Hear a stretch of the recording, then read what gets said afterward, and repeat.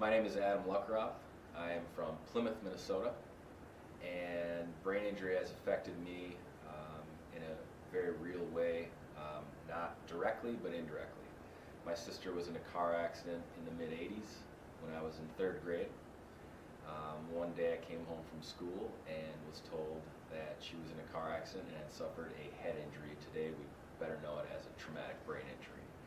The injury itself has had a profound effect on her specifically, obviously, and obviously some indirect effects on the family as well. But for her, her injury has really affected her in 3 main areas.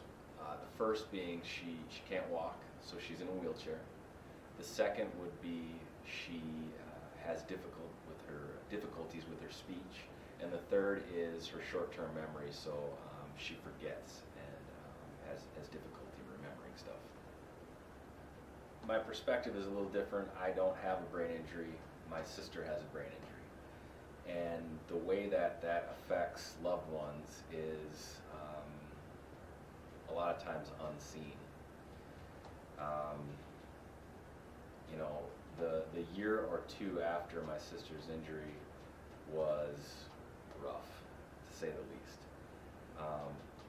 The fact that my parents are still married is nothing short of a miracle. The stats of divorce rates when people have a child who's been injured is through the roof. I'm just thankful that there are organizations out there like the Minnesota Brain Injury Association of Minnesota, Brain Injury Association of Minnesota, that help people, not just the injured but their families. And I guess it really comes down to barriers and trying to reduce barriers for people with injuries.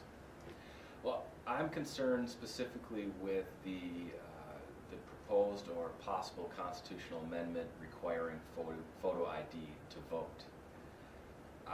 My sister, because of her injury, has barriers to everyday life. A curb on a street corner can be a barrier. It might as well be a mountain.